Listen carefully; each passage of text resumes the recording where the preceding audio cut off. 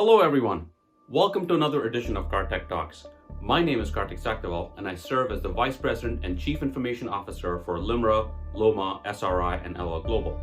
In this series, we are going to take a journey through agility and what agility means at each and every step and each and every function within IT. We will explore Agile, the continuous integration, continuous delivery, CI/CD pipeline, and the concept of DevOps. But wait, there's more. A critical natural extension of DevOps is the concept of DevSecOps that provides a full 360-degree framework and cultural best practices for the modern, nimble, and most importantly, hyper-business responsive technology organization.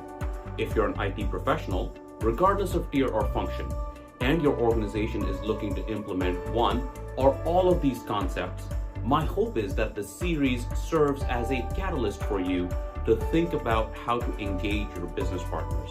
Most importantly, if you are a non-IT professional, this series is for you. Most of the time, we have a tendency to drown ourselves in an alphabet soup of acronyms without taking a step back to ensure that our partners understand what it is that we are doing. Why is it that we're doing it? And most importantly, the tangible business value of what it is that we're delivering. Let's start with Agile. There are hundreds of articles, publications, how-to guides, and best practices on Agile. Most, if not all companies across insurance and financial services have gone through a transition from Waterfall to Agile or are in the midst of doing so, operating in so-called Agile manner. Although the knowledge of Agile is increasing exponentially throughout the industry, it is important to level set on Agile practices before segueing to CI/CD, DevOps, and DevSecOps. Agile is not a tool. Agile is prescriptive of a process, but is not just a process framework like Lean or Kanban. It is much more than that. Agile is a cultural shift on how we, business and IT, come together to organize, plan, and to execute on work. Most of all, Agile is not an IT thing. Agile requires the business and IT equitably. In fact, several business groups leverage Agile principles in their product development process, even with no IT or technology involvement. When I refer to Agile, I refer specifically to Scrum. The Scrum process framework is one way, the most prominent way of implementing an Agile mindset. Agile has been around for less than 20 years now, but it is dominating Waterfall and adoption rates. Why is that? Because it works. Agile initiatives are more than twice as likely to succeed as Waterfall initiatives. To understand Agile, first let's understand Waterfall. Waterfall was the tried and true software or systems development process in place across organizations for decades. As you can see, it's called Waterfall because each sequential step in the process cascades into the next step in the process. How does Waterfall work? Let's explore this germane to the software or systems development lifecycle. It all starts with gathering, collecting, analyzing, documenting, and the review and regurgitation of business requirements. This is an intensive and rigorous process. Once business requirements are understood, vetted, and approved by all the stakeholders, we move on to the next phase, design and architecture. Design and architecture is where the baton is effectively transitioned into IT to architect the system or the ecosystem. Once architecture is complete, the product then passes over to development and coding. After several months of software development, depending on the size, scope of the program, it passes on to software quality assurance or testing. Once testing is complete, within an acceptable defect-tolerant ratio, the product is handed off to the business and implemented live in production after approval. Once this is complete, it then transitions into something called steady state or maintenance and support. This is the phase where maintenance requests, enhancements, or defects are almost instantaneously guaranteed to start flooding in. Sounds pretty straightforward, right? Our draw to Waterfall, which again has been the standard development process for decades, is that it is lucid. It is simple, easy to manage, and easy to understand. We as human beings are generally hardwired for pattern and repetition.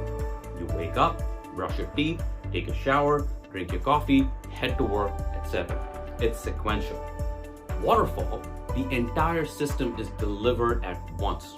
That, in a nutshell, is also the challenge with Waterfall, that the entire system is delivered at once. Since each step is sequential, you have little control in being able to yoke the product in a different direction if the business demands it. Adaptability is prohibitive and nearly impossible because if you discover a change or a flaw in the testing cycle, you need to unwind potentially months worth of work and go back all the way to the requirements phase and start back over again. Depending on the amount of product built, this can be a burdensome and costly affair. From a business perspective, far too often, the communication pathway between the business and IT severely constricts between the requirements phase to the design and architecture and certainly the coding phase. This lack of continual feedback loop can cause even the best of most documented business requirements to be susceptible to being misread, misunderstood, or misconstrued. My analogy is that the business may have requested you for a peanut butter and jelly sandwich, but on the other side of the communication black hole, we end up delivering a peanut butter and gefilte fish sandwich. Ew. This lack of communication directly leads to the impression that the requirements have gone into the IT black hole, only to re-emerge several months later from a wormhole, which for us space nerds is theoretically what's on the other side of a black hole. You then deliver a product that the business did not ask for or need. But worse, by the time something is delivered, the business may have completely changed. In the 21st century and the breakneck pace of change, it is an almost certainty that your business premise and the drivers from a year ago are vastly different in terms of priorities than they are today. Think about what COVID has done to our business landscape. Let's explore some of the other downfalls of Waterfall. First, the longer a project goes, the higher the risk that that project will not be successful and the higher it costs in delivery. Second, the longer a project goes, the increasingly challenging it becomes to keep a team engaged.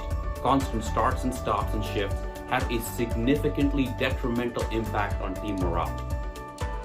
Third, projects just take longer. The starts, stops, restarts, shifts just add up over the arc of time, and the overall delivery of any business value is impeded until the entire delivery is deemed to be complete. With all due respect to Daniel Radcliffe. Let's now talk about Agile. In a nutshell, Agile is an iterative and interactive approach to developing and delivering product. Most often, we equate this product with technology, a system or software, but an Agile approach can be used to deliver any product. The driving factor with Agile is to focus on small, incremental time box deliveries instead of all at once. This time box is typically 2 weeks and no more than a month. This is known as a sprint, a working deliverable at the end of each iteration, at the end of each sprint. In this case, working software, for example, is the key measure of success. Agile is highly flexible and adaptable to your business needs. Each sprint builds upon the prior sprint, allowing you to make changes to direction and continually incorporate the feedback of your stakeholders along the way. The team that works on these self-contained sprints is a cross-functional one. That means that the team is comprised of individuals across business and IT, and each one of them has an equitable stake in ensuring the successful development and delivery of the product they build jointly. So why Agile? Regardless of whether you're in a business function or an IT function, Agile delivers faster business value and time to market.